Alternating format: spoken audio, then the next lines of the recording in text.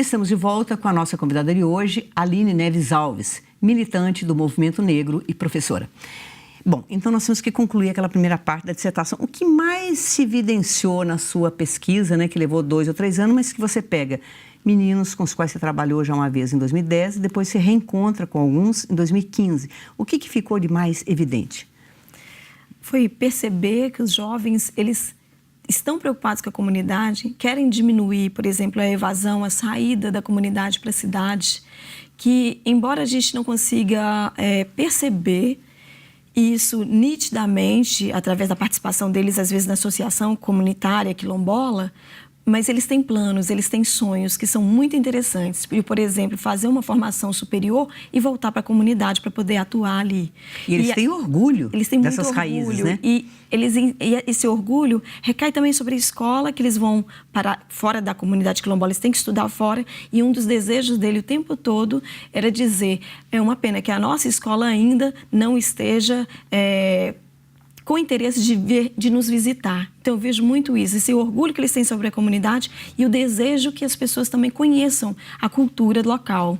Então, de tudo, perceber que, para eles, a palavra cultura não é só os modos de vida deles, mas que eles querem sair, viajar, conhecer outros modelos e também voltar para a comunidade com alguma formação profissional importante, como, por exemplo, ter médico na comunidade, o enfermeiro, professor, agente de saúde. Então, eles têm esse sonho. Né? Por isso que você fala, né, que o quilombo e o movimento quilombola, ele não está congelado no tempo. Não. Ele, daquele local que já foi um local de fuga, de sobrevivência, sim, agora, aí sim é de resistência. Isso, total resistência. Tem ali uma lógica, né, política mesmo de reconhecimento e que busca, claro, redistribuição também. Né? Não se trata apenas de um reconhecimento identitário, mas é que as políticas públicas também cheguem às comunidades quilombolas. Água, luz, asfalto, educação de qualidade, tudo isso é importante. Posto de saúde é uma das questões mais graves, né? Ligada à dignidade, ao reconhecimento do valor da comunidade, do direito dela a esses serviços, né? Agora, me diz uma coisa, essa questão que nós levantamos, que muitos não reconhecem, você acha que o Brasil tem uma dívida histórica com a população negra, então? Talvez a gente pudesse dar um exemplo, né, do ponto de vista da representatividade. Então, quando eu falava lá da pesquisa da monografia e dissertação com os quilombos, os meninos questionam essa questão da representatividade. Na mídia, por exemplo, né, a gente tem apresentadores negros ou, por exemplo, quando a gente pensa que a população negra hoje é mais de 53%, 54%, a gente pede por não só reparação e representatividade. Né? Então, isso está muito subrepresentado. Na verdade, é uma super representação, por exemplo, na periferia da população negra, dentro de presídios, nós somos maioria. Então, em locais que a gente não deseja permanecer, continuar. Mas por causa do racismo que incide sobre o imaginário das pessoas, né? Nós somos todos formados de forma preconceituosa em relação à raça negra. E quando eu digo negra, raça, eu estou dizendo do ponto de vista sociológico, nada disso como biológico.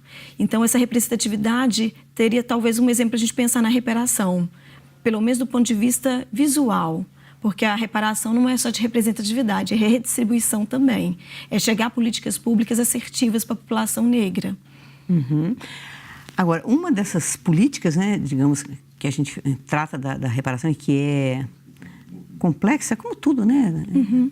Eu acho que, às vezes, a impressão que eu tenho, amigos meus que são pessoas muito bacanas e tudo, mas que quando se detém na questão da política de cotas, isso não resolve, isso não resolve. Eu tenho a impressão que nada resolve tudo ao mesmo tempo, entendeu? Assim, então, em relação à política de cotas, você é favorável? Você acha que ela pode ser melhorada? Sim, ela é uma política que nasce ali no ano 2001, 2003 a gente vai ter os exemplos da UERJ, da UNB. Então, uma política, na verdade, que as pessoas precisam entender como uma política de reparação, mas, sobretudo, temporária. Ela não é para sempre. Ela é para reparar um problema social, que é a baixa permanência dos estudantes negros nos cursos superiores. E a baixa entrada, né? E a baixa entrada, exatamente. Então, a política, ela mexe com imaginários também. A representatividade não só aumenta lá, como aumenta o desejo também dessas famílias que têm seus filhos no curso superior, de entender que aquele ali é um local habitável da população negra, é um local possível. Até então, o nosso imaginário é pensar mesmo que é um local para brancos, e muitos não tentam vestibular por isso. né? Quando a gente constrói referências positivas, isso tende a ser representativo para outras pessoas, no núcleo familiar, na escola que a gente ocupa. Então, o fato das cotas serem uma reparação para a população negra é uma forma de mexer também com os profissionais.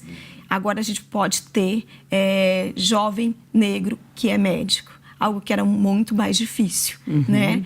E o ambiente da universidade vai mudando também, porque o corpo, né, a pessoa política que é histórica, que é o negro, ele vai trazer de questões que é do núcleo dele.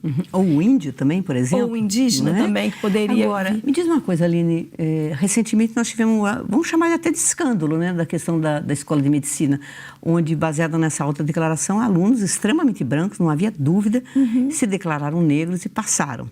Aí, mais uma vez, se questionou a política de cotas. Você acha que é possível melhorar esse sistema de cotas para a entrada na universidade? Sim, é possível melhorar, mas é sempre com diálogo. É justamente entender reflexão, que a política de cotas ela não está em si já fechada e resolvida. Pelo contrário, a cada situação que se aparece, mais reflexões se fazem necessárias. Você acha que talvez juntando a política de cotas baseada, digamos, até na aparência, né, que se diz, né? Esse é branco no fenótipo e esse é negro. Mas talvez com corte de classe também, você é favorável a isso? A ter porque há pessoas que falam, não, se tiver uma política de classe, quer dizer, aluno de escola pública com renda, já resolve o problema. Eu tenho a impressão que não, porque mesmo quando você pega um aluno branco de classe X e o mesmo na mesma classe, o aluno negro ainda tem problemas específicos.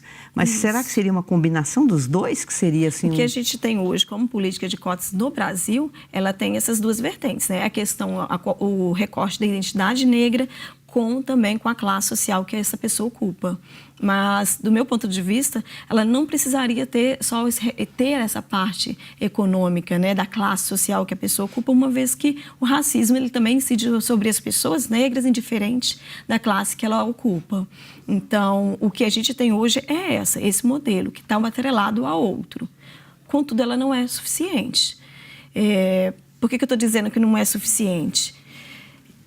A forma como ela foi, na verdade, implementada é diferente em várias partes do Brasil. A gente vai ter outros lugares que vai precisar ser feita uma carta, né, pessoal da sua história de vida, para a gente compreender bem esse estudante que está querendo entrar através das cotas.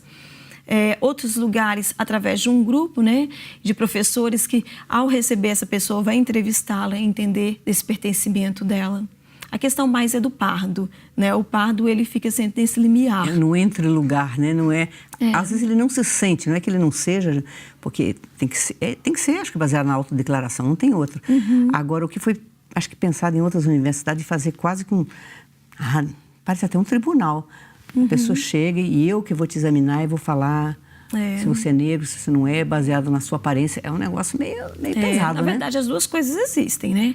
A pessoa se autodeclara negra e depois ela vai ter uma entrevista, não seria um júri, mas uma entrevista para conhecer essa história de vida dessa pessoa. Talvez seja melhor, porque, né? Porque o que a gente tem percebido, por exemplo, é que muitas pessoas acham que para acessar a cota basta ter uma mãe negra. Isso não é necessariamente o mais importante, uma vez que quem sofre a discriminação é quem está sendo, então, preterido naquela política. Se essa pessoa ela tem uma mãe negra, por exemplo, ou um pai negro, não significa necessariamente que ela está sofrendo discriminação. Porque a política é para ela, não é para o pai, não é para a mãe. E também não é questão genética, não é fazer um exame de sangue para descobrir quem é mais traço negroide do que o outro. Porque isso seria norte-americano, né? Nos Estados Unidos, que é uma gota de sangue, pronto, já torna a pessoa negra. Aqui é o fenótipo. Então, os traços fenotípicos da pessoa, os lábios, o nariz, né, a tonalidade da cor da pele, a textura do cabelo. Essas são as informações das quais são... Por exemplo, uma sociedade que é racista, que é levada em consideração. Mas você está falando mais do que isso, a vivência da pessoa, né? Que você acha que tem que ser examinada, né? A vivência dela, como que ela se percebe dentro da sociedade brasileira, se ela sofre, de fato, discriminação por ser negra. Então, isso leva a uma seara assim, bastante grande de reflexões na universidade. Então, a gente vai ter militantes, a juventude negra dentro da universidade, estudantes que vão parar e para problematizar, então, essa questão. E sabendo que a questão é muito complexa e que eu acho que não vai ter uma lei, um artigo que vai resolver totalmente. São questões subjetivas, né? Então a gente vai tentando aprimorar sem necessariamente discutir, refletir e avançar e corrigir eventualmente, não é? É isso mesmo. Bom, então eu acho que vamos passar então já para o terceiro bloco, já pensando o seguinte, já no seu projeto que você participa na UFMG. Então, a seguir nós vamos abordar o projeto Ações Afirmativas da UFMG. Até já.